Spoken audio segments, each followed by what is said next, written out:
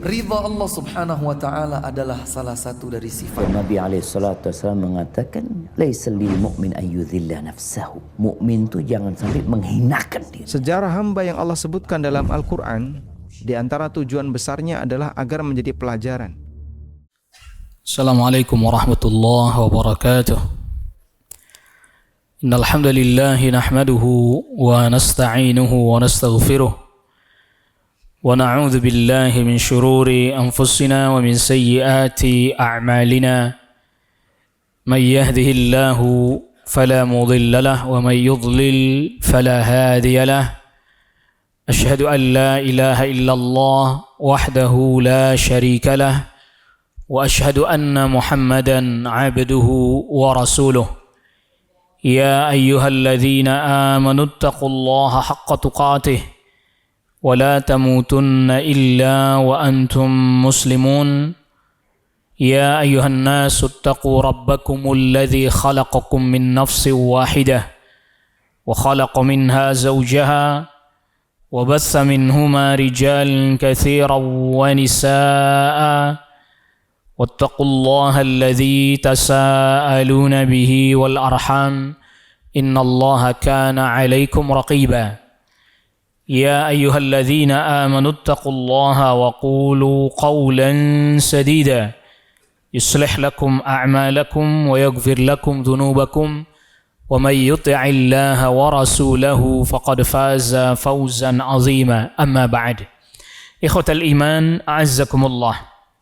Pembahasan kita pada risalah Al-Usul Ats-Tsalatsah sekarang di halaman 51 berkata Asy-Syaikh Al-Muallif rahimahullahu taala, wan nasu idza matu yub'atsun, dan manusia apabila mereka telah mati kemudian mereka dibangkitkan kembali.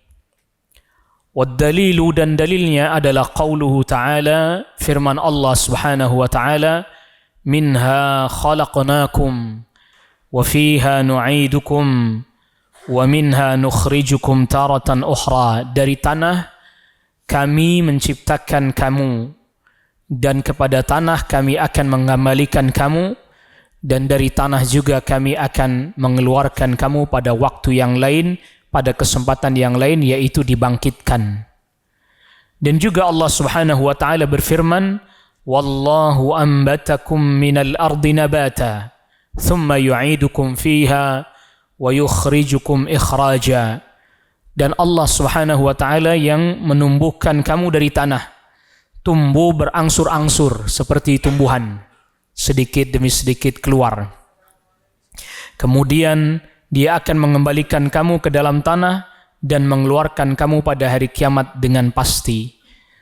Ini dalil yang menjelaskan bahwa Allah Subhanahu wa taala menciptakan manusia dari tanah, lalu kemudian ketika wafat dikembalikan ke tanah, lalu kemudian dibangkitkan kembali. Dan kita sudah singgung pada pertemuan yang sebelumnya bahwa tiupan pada hari kiamat yang pertama adalah tiupan kehancuran, yang semuanya hancur. Lalu kemudian tiupan yang kedua adalah tiupan kebangkitan. Manusia semua dibangkitkan oleh Allah Subhanahu wa taala. Yang sahabat Abu Hurairah meriwayatkan bahwa jarak antara satu tiupan dengan tiupan yang kedua 40. Ketika ditanya 40 hari apakah 40 bulan atau 40 tahun, kata sahabat Abu Hurairah radhiyallahu an, abaitu, aku tidak bertanya kepada Rasul sallallahu alaihi wasallam. Maka kalau kita ambil yang paling sedikit yaitu 40 hari saja, tetapi pada saat itu satu harinya 50.000 tahun. Berarti jarak yang paling sedikit saja antara tiupan sangkakala yang pertama dan kedua itu berarti 2 juta tahun. Jadi artinya bahwa ketika hancur lalu kemudian sisa-sisa manusia yang ketika kiamat terjadi mereka hidup lalu kemudian mereka mati dengan sebab kiamat, itu tidak langsung dibangkitkan. Tidak langsung dibangkitkan, tetapi setidaknya menunggu sampai jarak yang paling dekat adalah 2000 tahun. Itu artinya orang yang paling belakangan mati karena sebab terjadinya kiamat tetap mengalami barzakh. Jadi tidak lantas, oh enak ya, yang mati belakangan langsung dibangkitkan. Enggak. Tetap mereka mengalami masa menanti di barzakh mereka, sedikit-dikitnya adalah 2 juta tahun. Paling sedikit-sedikitnya. 2 juta tahun, paling dikit-dikitnya. Karena 50.000 tadi kali 40. 2 juta tahun. Paling sedikit-sedikitnya itu kalau kita ambil 40 hari. Bagaimana kalau 40 bulan, bagaimana kalau 40 tahun? Karena sahabat Abu Hurairah radhiyallahu an ketika ditanya oleh para tabi'in, ini 40 hari, 40 bulan, 40 tahun, apa itu? Saya tidak tanya sama Rasul sallallahu alaihi wasallam. Pokoknya jaraknya 40.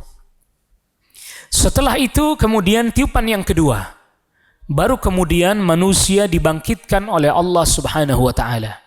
Semua dibangkitkan.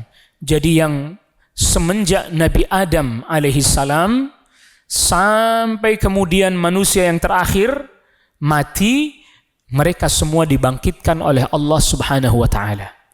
Tidak pakai pakaian. Awal mulanya tidak pakai pakaian. Lalu kemudian Allah Subhanahu wa taala berikan pakaian, dan yang pertama kali diberikan pakaian adalah Nabiullah Ibrahim alaihi salam. Di antara para ulama ada yang menjelaskan kenapa Nabi Ibrahim alaihi salam yang pertama kali diberikan pakaian. Di antara alasannya karena Nabi Ibrahim ketika dilempar oleh Namrud ke api, itu pakaiannya dilepas. Pakaiannya dilepas, pakaiannya dibuka, dan Allah berikan kemuliaan kepada Nabi Ibrahim alaihissalam.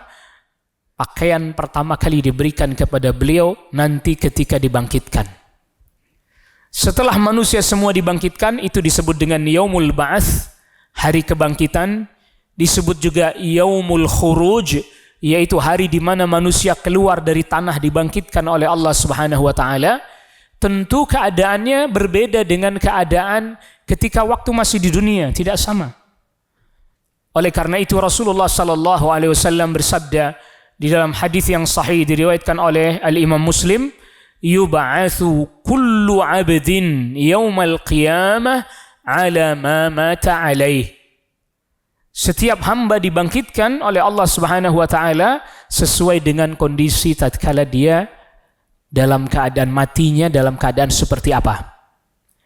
Oleh karena itu, pernah suatu ketika ada seorang sahabat wukuf di Arafah pada Hajjatul Wada, pada Haji Wada bersama dengan Rasul sallallahu alaihi wasallam.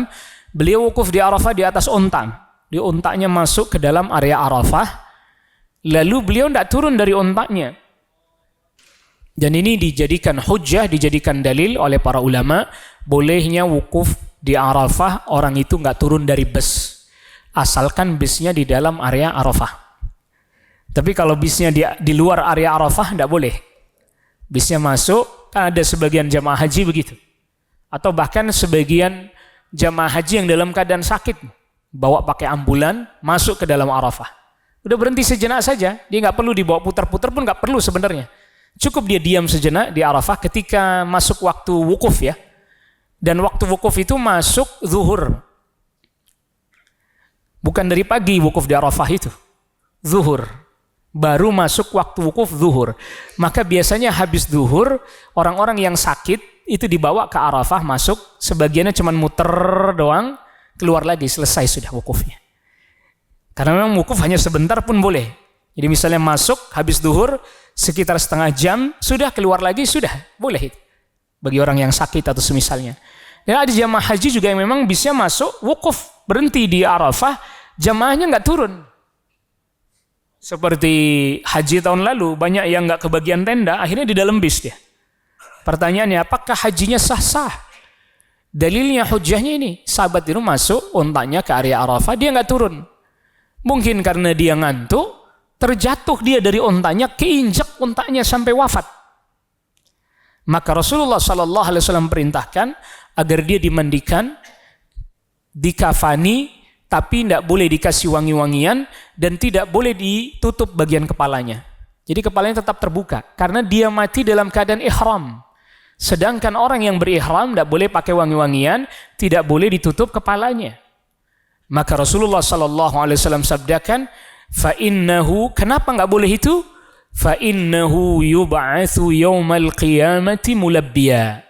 Karena nanti dia pada hari kiamat dibangkitkan dalam keadaan bertalbiyah, labbaik Allahumma labbaik. Dan itu apa yang Nabi SAW sebutkan tadi, seorang hamba dibangkitkan sesuai amal yang dia kerjakan ketika dia mati.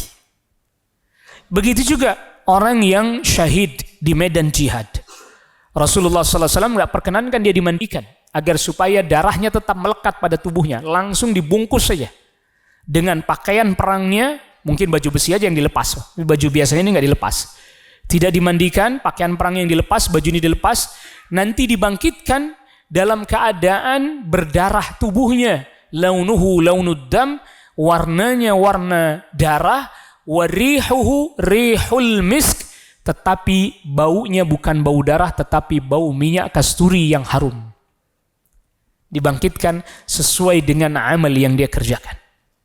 Ada satu hadis diriwayatkan oleh Imam Ahmad, man mata sakrana, siapa orang yang mati dalam keadaan mabuk, maka nanti ketika dia didatangi malaikat maut, ja'a alaihi malikul maut wa huwa sakran. Ketika malaikat maut datang, dia pun dalam keadaan seperti mabuk. Bahkan ketika dia diletakkan di alam barzah, di kuburnya, lalu di dalam barzah datang malaikat Munkar Nakir, dia pun dalam keadaan seperti mabuk.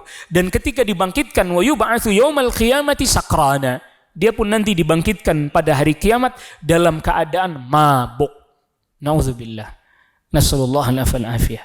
Oleh karena itulah Al-Imam Nawawi rahimahullahu taala membawakan hadis tadi, setiap hamba dibangkitkan nanti pada hari kiamat sesuai keadaan dia mati, di dalam Riyadhus Shalihin pada bab al-hath 'ala izdiyadil khairi fi akhiril umr. Bab dorongan motivasi agar supaya orang bersungguh-sungguh beramal saleh, menambah amal salehnya di akhir-akhir usianya. Kenapa? Karena dengan harapan semoga ditutup kehidupannya dengan beramal saleh, sehingga ketika dia dibangkitkan pun dalam keadaan seperti itu, dalam keadaan dia beramal saleh. Sebagaimana ada hadis diriwayatkan oleh Imam Tirmidzi, nanti orang-orang yang sombong, yang dia belum bertaubat dari kesombongannya, yub'atsu yaumal qiyamati ka'amsalidz dzur. Pada hari kiamat dia dibangkitkan seperti tubuhnya, badannya kecil seperti semut yang paling kecil. Sehingga ketika orang-orang lewat, mereka kebingungan lari ke sana kemari, takut terinjak. Karena kesombongan al-kibr itu dari kata-kata merasa besar. Maka Allah Rabbul Alamin hukum dia nanti pada hari kiamat dengan dijadikan fisiknya, tubuhnya kecil seperti semut yang paling kecil. Waliyadzubillah. Sallallahu alaihi wasallam. Jadi ketika dibangkitkan pada hari kiamat, itu orang-orang sudah kelihatan ini amalnya apa. Dulu amal yang dia kerjakan apa, yang dia belum bertobat darinya. Termasuk orang-orang yang memakan harta riba. Alladzina ya'kuluna ar-riba la yaqumuna illa kama yaqumu alladhi yatakhabbathu asyaitanu minal mas. Dzalika bi annahum yaqulun. Karena mereka mengatakan bahwa jual beli itu sama dengan riba. Bi annal bai' mithlur riba. Mereka mengatakan bahwa jual beli sama dengan riba. Nanti dibangkitkan pada hari kiamat seperti orang kesurupan. Seperti orang kesurupan, sana kemari, enggak jelas dan seterusnya itu. Ya kayak orang kesurupan gitu, ngamuk dan seterusnya. Nauzubillah. Nasallallahu alaihi wasallam. Jadi baru saat dibangkitkan saja terlihat orang ini amalnya apa. Amal yang dia perbuat dahulu itu apa? Maka ini menjadi peringatan bagi kita bahwa orang dibangkitkan saja sudah mengalami kondisi yang berat seperti itu. Setelah itu kemudian manusia dikumpulkan, digiring semuanya ke mahsyar. Termasuk ada hadis yang menjelaskan tentang orang-orang yang tidak mau membayar zakat. Nanti ketika dia dibangkitkan, dia diletakkan di tanah lapang. Misalnya contohnya yang Nabi SAW sabdakan, itu kalau dia misalnya sahibul ibil, orang punya unta, mestinya dia sudah wajib zakat, gak dia bayarkan zakatnya. Nanti dia diletakkan di tanah lapang, tiba-tiba datang untanya diseruduk dia. Jatuh, diinjak-injak sama untanya. Begitu lagi, bangun lagi, terus begitu. Tidak pernah berakhir. Allahu Akbar. Kondisi yang berat itu. Nauzubillah, nasallallahu alaihi wasallam. Nah, lalu kemudian manusia semuanya digiring semuanya ke mahsyar. Mahsyar itu artinya tempat berkumpul. Ya, jadi kita sering menyebutnya padang mahsyar. Sebenarnya itu mahsyar adalah tempat berkumpul yang memang itu tanah begitu lapang. Tanah yang lapang, nggak ada yang tinggi, nggak ada yang rendah. Kalau padang pasir yang kita lihat sekarang kadang ada yang tinggi, ada yang rendah, dan seterusnya. Ini nggak, lapang, luar biasa. Di mana manusia semua dikumpulkan di sana. Tidak ada tempat kecuali hanya untuk dua kaki kita berdiri saja. Di depan kita persis ada orang. Sebelah kanan ada orang lagi. Sebelah kiri ada orang lagi. Belakang ada orang lagi. Hanya untuk dua kaki kita berdiri saja. Bumi yang dipijak pada saat itu warnanya putih seperti perak. Sebagian riwayat mengatakan putih seperti tepung. Lalu kemudian matahari didekatkan 1 mil. 1 mil itu kalau milnya besi, karena besi yang biasa dipakai untuk kaum wanita pakai celak, itu juga disebut mil. Kalau milnya hanya segitu berarti sangat dekat sekali matahari. Pada saat itu. Maka pada saat itu manusia keringetan. Keringetan. Yang uniknya Rasulullah SAW sabdakan itu keringatnya ada yang sampai mata kakinya, ada yang sampai lututnya, ada yang sampai betisnya, ada yang sampai lututnya, ada yang sampai pinggangnya, ada yang sampai dadanya, ada yang sampai tenggelam. Dan itu kejadiannya beda-beda. Artinya tadi kita sudah sebutkan, ini orang berdiri di depan orang lagi, di kanan orang lagi, di kiri orang lagi, di belakang orang lagi. Masing-masing mereka banjirnya beda-beda. Padahal persis bersebelahan depan belakang. Banjirnya mereka berbeda-beda sesuai dengan amalnya mereka masing-masing. Mereka menunggu, jadi di mahsyar dalam keadaan berat yang seperti itu, panas terik seperti itu, kecuali sebagaimana yang Nabi SAW sabdakan dalam hadis riwayat Imam Bukhari, sab'atun yudhilluhumullah yawma la dhilla illa dhilluh. Ada 7 golongan yang mereka tidak kena panas mendapat naungan dari Allah Rabbul Alamin. Itu banjir keringat terjadi, padahal hanya sebelahan depan belakang, tetapi berbeda-beda. Kita tidak bisa bayangin sekarang. Ada orang berdiri bersebelahan tapi banjirnya beda-beda. Gak bisa kita bayangkan. Itulah bedanya akhirat dengan hari ini. Dan itu masih terus menunggu. Jangan Anda kira terus segera langsung ditunaikan hisab. Masih nunggu lagi itu. Dalam keadaan berat yang seperti itu nunggu. Fi yaumin kana miqdaruhu 50,000 sanah, yang satu harinya sepanjang 50.000 tahun menunggu. Belum kunjung dihisab, masih terus menunggu. Dan di sini tidak disebutkan berapa harinya menunggu di mahsyar ini, tidak disebutkan berapa lamanya. Kalau satu harinya 50.000 tahun, ini tidak disebutkan berapa harinya. Satu hari saja berarti lama.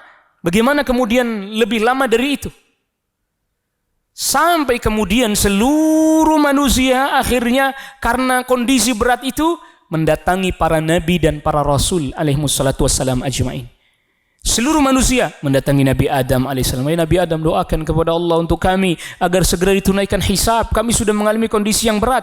Aku tidak memiliki hak untuk memohon hal itu kepada Allah. Datang kepada Nabi Nuh, datang kepada Nabi Ibrahim, datang kepada Nabi Musa, datang kepada Nabi Isa alaihimussalatu wassalam ajma'in. Semua mereka katakan, saya bukan yang diberi izin untuk memohon hal tersebut. Sampai kemudian kata Nabi Isa alaihissalam, walakin itu Muhammadan fa innahu abdun qad ghafarallahu ma taqaddama min dhanbihi wa ma ta'akhkhar. Datangilah Nabi Muhammad, beliau adalah hamba yang telah Allah ampuni semua dosa yang terdahulu dan yang akan datang. Maka kemudian manusia pun datang kepada Nabi Muhammad SAW, mohonkan kepada Allah, wahai Rasul, agar supaya segera ditunaikan hisab. Nah, permohonan agar segera ditunaikan hisab, itulah permohonan syafaat yang terbesar. Jadi syafaat kubra, syafaat uzma, syafaat yang terbesar yang hanya Allah berikan kepada Nabi Muhammad SAW yang disebut di dalam doa habis azan, wa ba'athhu maqaman mahmudan alladhi wa'adtah. Bangkitkanlah beliau pada kedudukan yang terpuji yang kau janjikan. Itu tadi syafaat yang paling besar, yaitu pertama kali minta syafaat agar segera ditunaikan hisab. Dan itu enggak diberikan kecuali hanya kepada Rasul sallallahu alaihi wasallam saja. Lalu Rasulullah sallallahu alaihi wasallam setelah diminta itu, Rasul sallallahu alaihi wasallam mendatangi pintu surga. Diketuk pintu surga. Manusia masih di mahsyar semuanya. Semua manusia masih di mahsyar. Ketuk pintu surga. Malaikat katakan, siapa ini? Muhammad. Bika umirtu alla aftah li ahadin qablak. Memang saya diperintahkan tak boleh membukakan pintu surga untuk siapapun kecuali hanya untukmu. Pertama kali hanya untukmu saja. Dibukakan pintu surga. Nabi SAW masuk ke dalam surga sampai di bawah satu tempat di dalam surga, di bawah arasnya Allah Rabbul Alamin. Nabi SAW sujud memohon kepada Allah Rabbul Alamin. Tidak ada yang tahu berapa lama sujudnya. Berdirinya di mahsyar tidak tahu berapa lama. Nunggu Rasul SAW mendapatkan jawaban dari Allah Rabbul Alamin. Tidak disebutkan riwayat berapa lama. Ada satu riwayat di dalam salah satu kitab Al-Ahadith Al-Qudsiyah, diriwayatkan oleh Abu Ya'la Al-Musali, dikuatkan oleh Samuddin As-Sababati, 7 hari. Nabi SAW sujudnya 7 hari. 7 hari berarti kali 50.000, 350.000 tahun. Itu berarti orang masih nunggu di mahsyar. Sebelum itu sudah nunggu di mahsyar, nunggu syafaat pun masih nunggu di mahsyar. Masih nunggu di mahsyar. Sampai kemudian Allah Subhanahu wa taala perintahkan kepada Nabi sallallahu alaihi wasallam, "Irfa' ra'sak, angkat kepalamu. Takallam yusma' mink, silakan bicara maka engkau akan didengar. Sal tu'tah, minta apa yang kau minta akan diberi. Washfa' tushaffa', mohonlah syafaat maka engkau akan diberikan syafaat." Nabi sallallahu alaihi wasallam memohon, "Ya Allah, manusia sudah dalam keadaan kesulitan, segera tunaikan hisab." Diperkenankan. Nabi SAW segera kembali lagi ke mahsyar.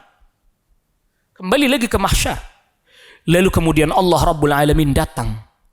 Sebagaimana yang kita ketahui di dalam Al-Quran. Waja'a rabbuka wal malaku saffan saffa. Di dalam surat Al-Fajr. Dan Allah Rabbul Alamin datang. Sedangkan para malaikat bersaf berbaris. Waji'a yawma idzin bi jahannam. Pada saat itu didatangkan neraka Jahannam. Di dalam hadis yang diriwayatkan oleh Imam Muslim, neraka Jahannam pada saat itu ditarik 40 tali kekang. Yang setiap 40 tali kekang. Dengan 70.000 tali kekang. Yang setiap 70.000 tali kekangnya ditarik oleh 70.000 malaikat. 4,9 miliar malaikat. Tarik neraka Jahannam, ditarik, diseret, ditarik oleh mereka. 4,9 miliar malaikat. Padahal satu malaikat saja besar. Satu malaikat itu begitu besarnya. Bagaimana 4,9 miliar malaikat ditarik. Oleh karena itu tidak ada yang mengetahui jumlah para malaikat seluruhnya kecuali hanya Allah Subhanahu wa taala saja. Ditarik, dihadirkan, didatangkan di hadapan semua manusia. Artinya pada saat itu semua manusia melihat langsung dengan mata kepala mereka neraka Jahannam. Latarawunnal jahim thumma latarawunnaha 'ainal yaqin. Pasti kalian akan melihat neraka Jahim dengan mata kepala kalian. Semua lihat. Semua manusia lihat. Jangankan yang berbuat maksiat, yang beramal soleh aja nyesel luar biasa. Kenapa aku tidak beramal soleh lebih banyak lagi dulu? Kenapa aku tidak berbuat kebaikan yang lebih lagi dahulu?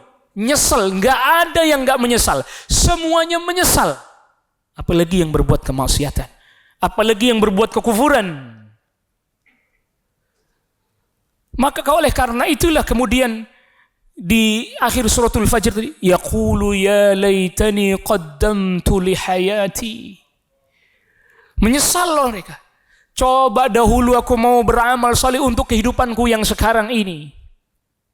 Oleh karena itu di akhir surat An-Naba, orang-orang kafir berharap menjadi debu. Yaqulu ya laitani kuntu turaba. Coba saya jadi debu. Gak sanggup saya masuk ke dalamnya. Gak sanggup saya masuk di dalam neraka Jahim itu. Ketika sudah dihadirkan baru tuh penyesalan luar biasa dialami oleh semua manusia, semuanya. Bukan hanya yang beramal saleh. Jadi kita tidak bisa kemudian dengan bangga dan jumawanya kita katakan, oh saya sudah beramal soleh, udah sholat, udah ini. Nggak bisa, tetap menyesal pada saat itu. Nyesal semuanya. Yaqulu ya laitani qaddamtu li hayati. Coba saya mau beramal soleh, coba saya mau beramal soleh, coba saya banyak lagi, coba saya banyak lagi. Dan pada saat itu semuanya orang melihat. Gak ada yang tidak melihat neraka jahanam. Semua melihat karena didatangkan, dihadirkan di hadapan mereka semuanya. Baru kemudian Allah Rabbul Alamin tunaikan hisab. Dan yang pertama kali dihisab adalah umatnya Nabi Sallallahu Alaihi Wasallam, satu persatu. Kita jangan mengira, oh berarti lama. Bagi kita mungkin ya lama, tapi tidak bagi Allah Rabbul Alamin. Oleh karena itu kita sering dapati di dalam ayat Al-Quran, Innallaha sari'ul hisab. Allah cepat hisabnya. Bagi Allah nggak lama menghisab satu persatu, satu, berdiri di hadapan Allah Rabbul Alamin. Oleh karena itu di dalam surat Ar-Rahman, siapa orang yang takut, waliman khafa maqama rabbih jannatan. Siapa orang yang takut berdiri di hadapan Rabbnya, artinya nanti dihisab pada hari kiamat, dia takut. Allah berikan kepadanya 2 taman yang ada di dalam surga. Jannatan ini maksudnya 2 kebun, 2 taman yang ada di dalam surga. Wa amma man khafa maqama rabbih wa nahan nafsa 'anil hawa fa innal jannata hiyal ma'wa. Siapa orang yang takut berdiri di hadapan Allah, artinya takut nanti dihisab, pasti dia akan berusaha menahan hawa nafsunya. Dia berusaha akan menjauhi hal-hal yang Allah enggak perbolehkan. Fa innal jannata hiyal ma'wa. Maka surgalah menjadi tempat kembalinya. Wallahu ta'ala a'la wa a'lam. Ini yang bisa kita bahas pada pertemuan kita kali ini. Wassallallahu ala nabiyina Muhammadin wa alihi wa sahbihi wa sallama tasliman katsira. Subhanakallahumma bihamdik, asyhadu an la ilaha illa anta astaghfiruka wa atubu ilaik. Assalamualaikum warahmatullahi wabarakatuh.